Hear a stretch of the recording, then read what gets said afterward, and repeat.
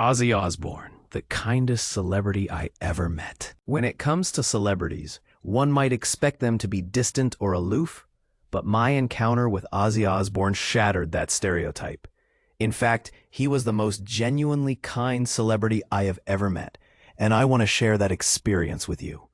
Andrew Vontz, the founder of One Real Voice, a company dedicated to podcast coaching and strategy, is also the host of the Choose the Hard Way podcast and writes a Substack newsletter of the same name. Back in 2005, I had the opportunity to interview Ozzy Osbourne for Mourns, a magazine focused on style and culture, during a time when the Osbournes was dominating MTV's ratings. To mark the occasion, I donned a striking silver and black cape that mimicked snakeskin, a nod to my childhood spent immersed in the music of Black Sabbath and my teenage years playing in a band inspired by their sound. It felt only fitting to wear something memorable for such a legendary figure. As I approached the grand Gothic wooden door, I anticipated being greeted by an assistant or a publicist. Instead, to my surprise, Ozzy himself opened the door, shook my hand warmly, and complimented my cape with a genuine smile. He welcomed me into his home and led me to the living room where he took the time to ask how I preferred my tea. Not only did he prepare it for both of us, but he also engaged me in conversation, showing a sincere interest in my life and experiences. It's common for celebrities to be charming, often using their charisma to win over those they wish to influence. However, Ozzy was different. He was not just charming, he was truly kind and attentive, making me feel like I was talking to a friend rather than a superstar. As our conversation deepened, I found myself growing increasingly nervous. I had conducted numerous interviews with famous personalities before, and I could feel the pressure of time ticking away. I worried that if we didn't start the official interview soon, I might leave without capturing any valuable insights. Fortunately, my concerns were unfounded. Ozzy opened up about his rigorous workout routine, which included 2 hours of exercise daily, a mix of cardio on a stationary bike, and an impressive 550 crunches. He also shared anecdotes about his yet-to-be-written memoir and his first encounter with the iconic documentary This Is Spinal Tap, which he humorously referred to as a documentary. He recounted a particularly amusing story about Black Sabbath's extravagant antics, saying, "After I left, they bought a Stonehenge twice as big as the real one, and it took them 3 days to get it into the venue. The overtime bill was a joke. Getting lost on the way to the stage is what I would do." As our interview drew to a close, I began to gather my tape recorder and notes, preparing to leave. But Ozzy surprised me once again by inviting me to stay and listen to tracks from his upcoming box set. We moved to his listening room and he pressed play. Here was a man who had reached the pinnacle of his career, sharing some of the most iconic metal tracks he had created. And he was genuinely interested in my thoughts on his work.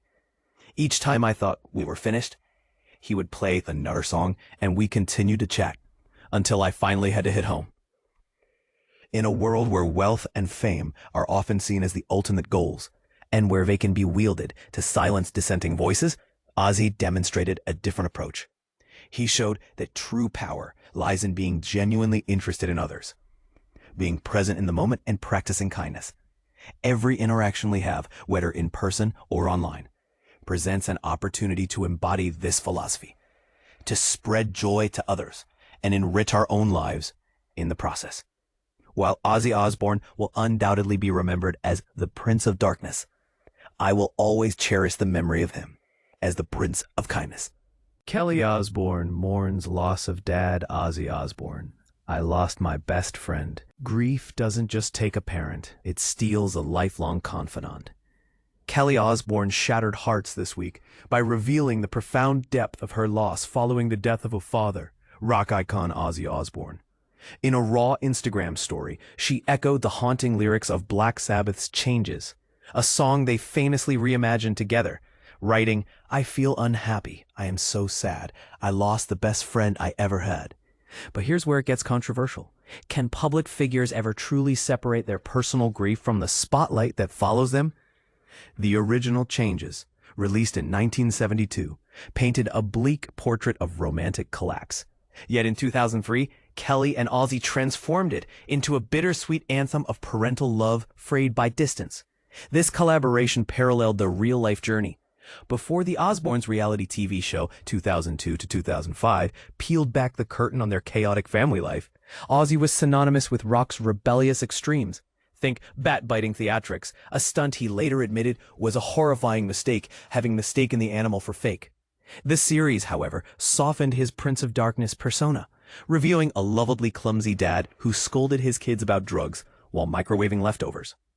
Ozzy's death at 76, announced by his family on Tuesday, closed a chapter marked by both chaos and quiet tenderness. His final weeks included a poignant full-circle moment. At his last live performance in Birmingham, England, Kelly's longtime partner, Slipknot Sid Wilson, proposed to her in front of Ozzy and Sharon. A now viral Instagram video captures the chaos turned joy. Wilson's heartfelt proposal, Ozzy's gruff but teasing, "Fuck off, you're not marrying my daughter," and the couple's tearful embrace. And this is the part most people miss.